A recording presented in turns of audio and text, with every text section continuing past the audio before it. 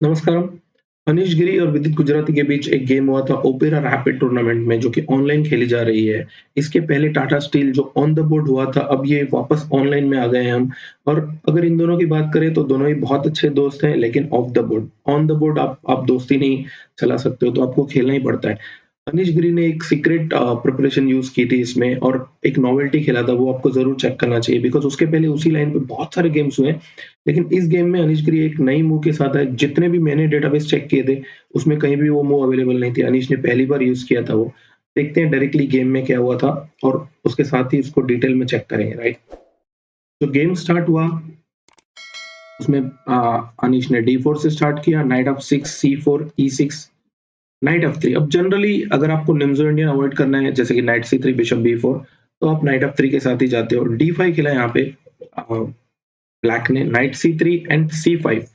अब यहाँ पे जब c5 मूव आ गई है तो हम ताराश वेरिएशन में आ गए हैं और ताराश में c कट d5 को जनरली जो मेन लाइन है वो e इंटू d5 और g3 है, जो कि बहुत बहुत पॉपुलर है। बहुत सारे बुक्स अवेलेबल है इस पे, बहुत। और मोस्टली इसमें आईक्यूपी वाली पोजीशन आ जाती है, जिसको आइसोलेटेड क्वीन पॉन वाले पोजीशंस आ जाते हैं। लेकिन इसको अवॉइड करते हुए आजकल एक वेरिएशन चलता है टी इंटू d4, राइट? ये थोड़ा सा एक हिसाब से देखें तो कॉम्प्लिकेटेड भी है, लेकिन इस पे बहुत सारे गेम्स हुए हैं। हालांकि अगर हायर लेवल गेम्स की बात करें तो मैग्नस कार्लसन और वैसलिसो के भी गेम्स इसमें हुए थे और बाकी भी बहुत सारे गेम्स हुए हैं। डी4 को क्वीन इंटू डी4 मारा, ई इंटू डी5 एंड ई4, ये सब थ्योरेटिकल है तो मैं इसमें बहुत ज्यादा नहीं बताऊंगा आपको। डी कट ई4 मारा, queen into D eight, king into D eight, knight G five. जैसे बर्लिन में होता है कि क्वीन एक्सचेंज हो जाता है अर्ली और फिर आप एक क्वीनलेस मिडल गेम खेलते हो, वैसे ही कुछ पोजीशन आ गए यहाँ पे। बिशप ई6 खेला बिकॉज एफ7 को आपको प्रोटेक्ट करना जरूरी है। और यहाँ तक इतने गेम्स अवेलेबल है कि आप चेक करोगे आपको हर हर कैटेगरी के गेम्स मिलेंगे। लेकिन ये मोमेंट थी जहाँ पे अनीश गिरी ने पहली बार एक मूव यूज किया, बिशप बी5, राइट? ये प्योर नॉवेल्टी था। ये एक ऐसा मूव था जो किसी ने नहीं खेला था अभी तक और अपने खास दोस्त के अगेंस्ट ही वो यूज कर रहे हैं, तो एक एक अच्छी बात है उनके लिए कि उनके पास नए नए जो तर्कश में उनके तीर है वो अवेलेबल है, राइट? हालांकि हम देखते हैं कि मेन लाइन एक्चुअली क्या हुई है, बिशप बी5 के अलावा ज्यादातर गेम्स क्या हुए हैं। यहाँ पे वैसे नाइट इंटू ई6 मारते हैं, F into ई6, bishop C4, king to e7, short castle में भी रुक, नाइट बी डी7। और यहाँ पर एक्चुअली दो गेम्स मैंने कलेक्ट किए थे, मैग्नस कार्लसन वर्सेस वैसलिसो, जिसमें एक बार मैग्नस हारे थे और एक बार जीते भी थे। एक गेम हुआ उनका जिसमें बिशप ई3 खेला था और दूसरा गेम हुआ था जहाँ पे रुक डी1 खेला था।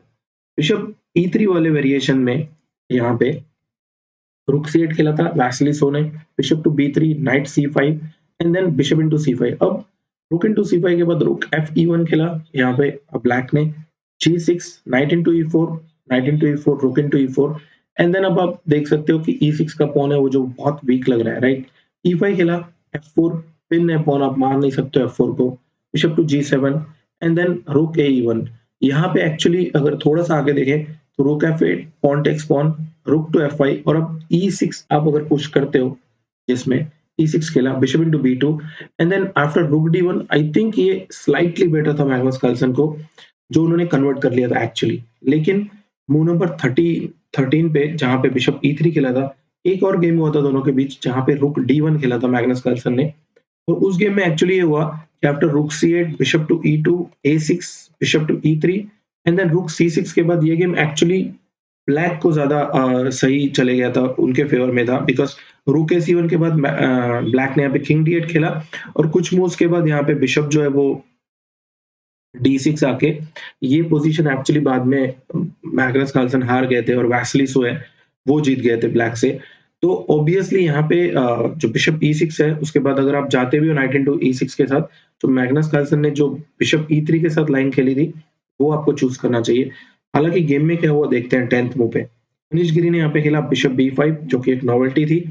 बिशप बी5 को ए6 खेला, ये एक बहुत ही कॉमन मूव लग रही है बिकॉज आपको बिशप को अटैक करने मिल रहा है और उसके साथ ही आपको एक्स्ट्रा मूव भी मिलने वाली है, राइट? तो बिशप बी4 खेला, बिशप ए4 खेला यहाँ पे। हालांकि मैं चेक कर रहा था तो कुछ इंजन्स चिल्ला रहे थे कि बिशप ई2 खेलना चाहिए, राइट? लेकिन बिशप ए4 खेला यहाँ पे, ऑब्वियसली उन्होंने प्रिपेयर किया होगा ये सब। नाइट बी डी7, नाइट बी डी7 एक एक नॉर्मल मूव लग रहा है, आप डेवलप कर रहे हो पीसेस को इसमें।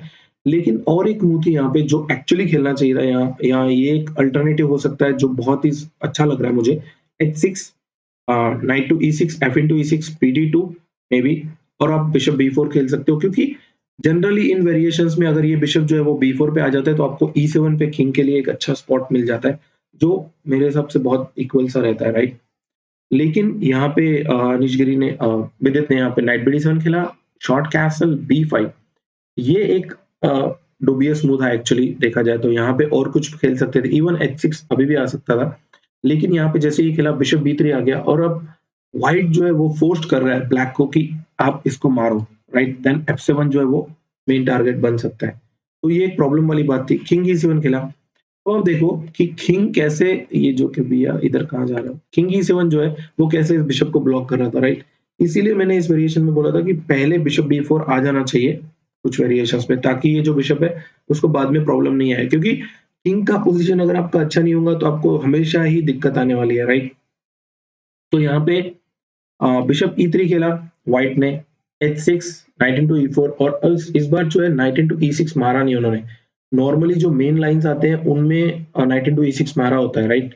तो किंग E8 वापस खेला, फिर से किंग को वापस से अच्छे पोजीशन पे लाना जरूरी है, बिकॉज अगर बिशप नहीं निकला तो वो पोजीशन वैसे ही हार जाओगे आप, राइट। तो बिशप D4 खेला, व्हाइट जो है वो फोर्स कर रहा है ब्लैक को कि एक्सचेंज करे E4 पे या B3 पे।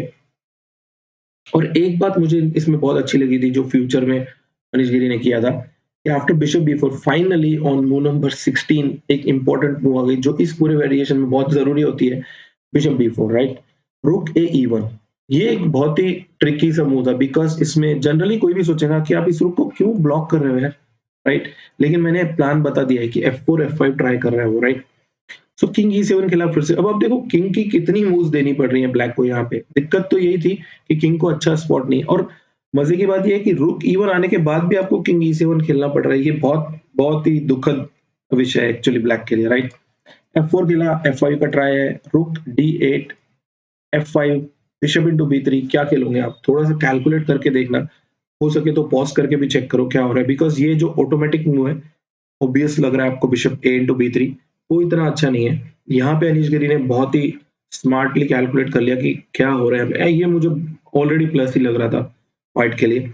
नाइट F6 खेला उन्होंने, king F8 only move, and then knight H5। अब देखो G7 मर रहा है यहाँ पे, और B3 भी मर रहा है, राइट। और आप A2 को भी नहीं मार सकते हो क्योंकि वो प्रोटेक्टेड है, राइट। सो यहाँ पे बिशप C4 खेला, रुक पे अटैक दिया, बिशप इंटू G7, पहले इंटरमीडिएट एक मूव आ गई, चेक आ गया, किंग टू G8 एंड रुक F4। अब फ्यूचर में ये हो सकता है ये जो रुक है वो G4 पे जाए और इधर प्रॉब्लम्स आ सकते हैं, राइट।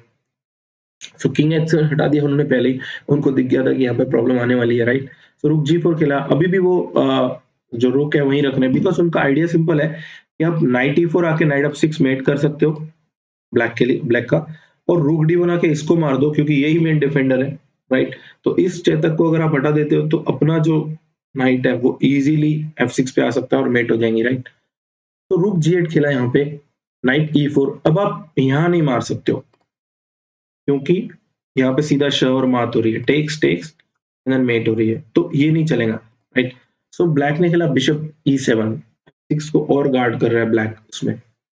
रुक D1, रुक इंटू D7 आ रहा है, अब आप रुक D8 से बचा नहीं सकते उसको, बिकॉज मार मार के फिर से रुक A7 बोलो या रुक D8 दोनों ही नहीं चल रहे हैं, बिकॉज इसमें सिंपली इसको मार सकते हैं और फिर नाइट F6 मेट हो रही है। तो ऑब्वियसली ये सब वेरिएशंस नहीं चल रहे थे, लेकिन यहाँ पे हुआ ये कि रुक D1 को बिशप E2 खेल दिया, और अब आप देखो यहाँ पे भयंकर टैक्टिक्स दौर था, राइट। यहाँ पे क्योंकि किंग सबसे प्रॉब्लम में है, ये बात देखनी पड़ेगी, उसके बावजूद ये सॉर्ट आउट कर लिया था एक हिसाब से ब्लैक ने।